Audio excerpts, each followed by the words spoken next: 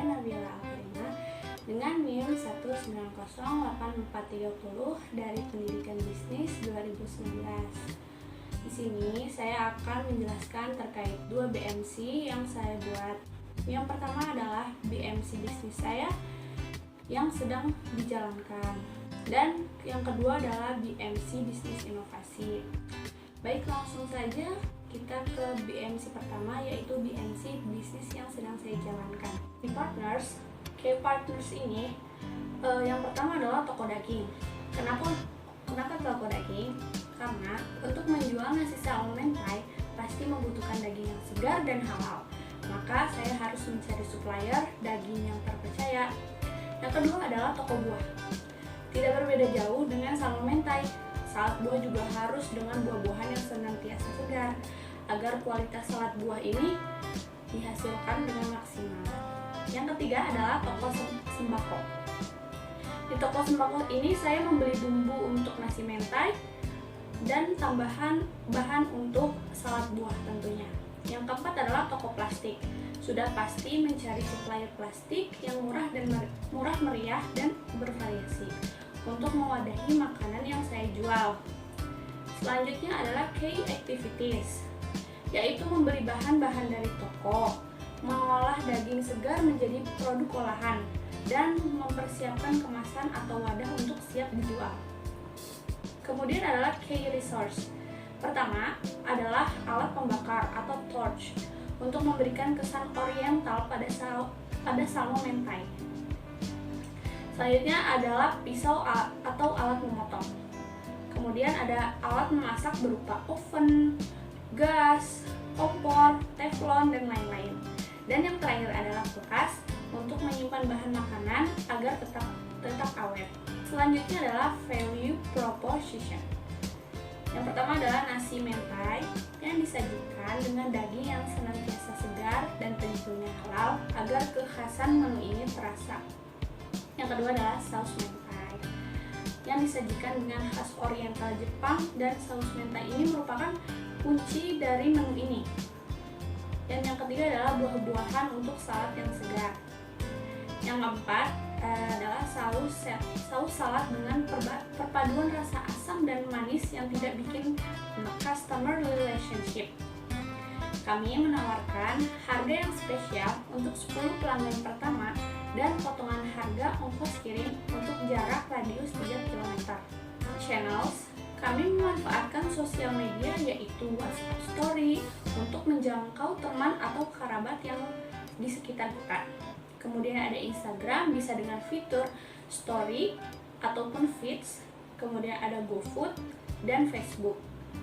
Untuk customer segmentnya, di sini target ini ditujukan untuk remaja baik wanita maupun pria, pelajar, ibu rumah tangga, dan para pecinta makanan Jepang. Untuk cost structure-nya, yang pertama adalah bahan baku. Mengapa bahan baku? Pastinya bahan baku, karena untuk membuat bisnis makanan ini diperlukanlah bahan-bahan yang menunjang untuk menjadikan bisnis yang makanan yang terpercaya. Yang kedua adalah daging salmon dan daging ayam.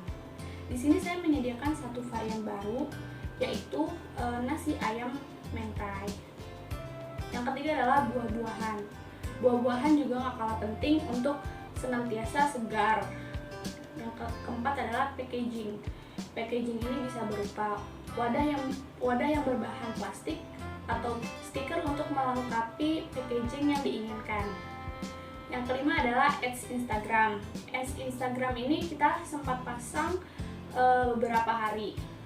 Kemudian yang keenam adalah pembelian alat penunjang seperti torch atau alat pembakar. Selanjutnya adalah revenue stream. Yang pertama adalah penjualan produk makanan, nasi salmon mentai, nasi ayam mentai. Dan yang kedua adalah penjualan produk camilan sehat dan menyegarkan, yaitu salad buah. Selanjutnya adalah BMC bisnis inovasi. Di sini saya memikirkan untuk membuat aplikasi atau fitur review makanan yang ada di restoran atau tempat makan dalam GrabFood ataupun GoFood. Karena kadangkala kita ingin mencoba makanan, namun yang belum pernah dicoba makanan tersebut, ada sedikit kekhawatiran akan rasa dari makanan tersebut. Alangkah lebih baiknya jika sudah ada yang mereview dari makanan tersebut untuk meyakinkan kita untuk membeli makanan tersebut. Selanjutnya adalah key partner.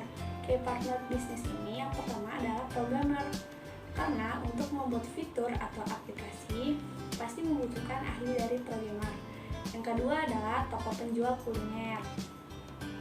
Pastinya membutuhkan hal ini karena tujuan dari bisnis inovasi ini adalah untuk mereview makanan dari penjual makanan.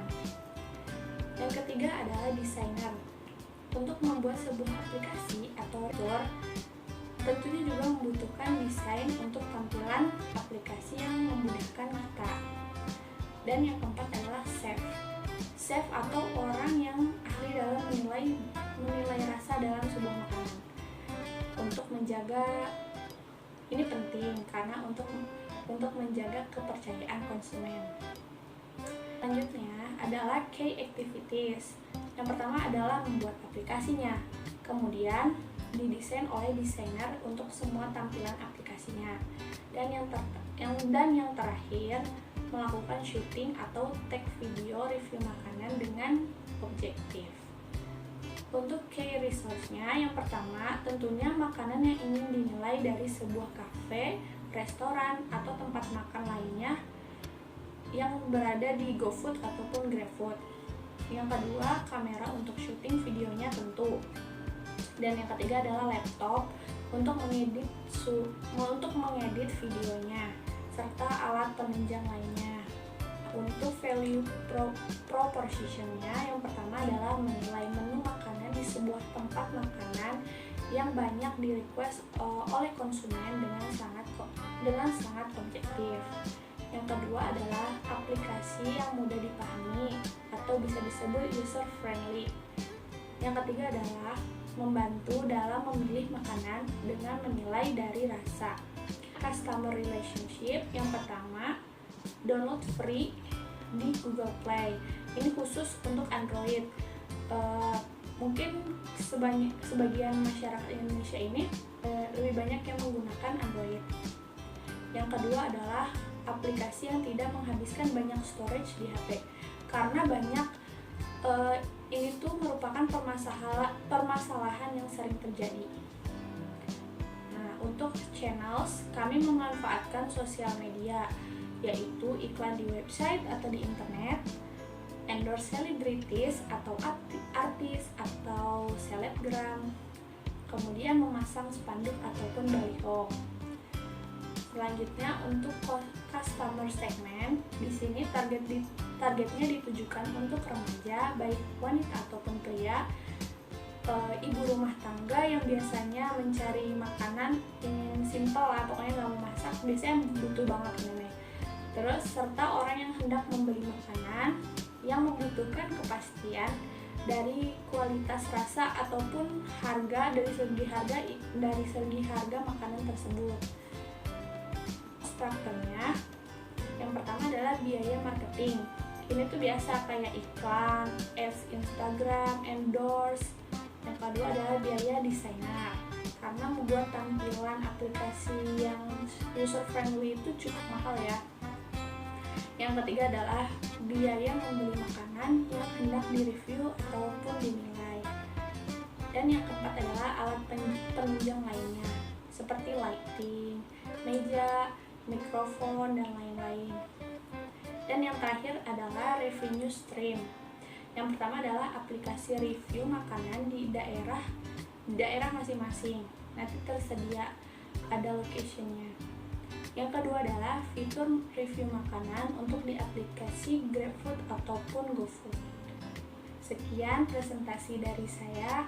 Kurang lebihnya mohon maaf. Wassalamualaikum warahmatullahi wabarakatuh.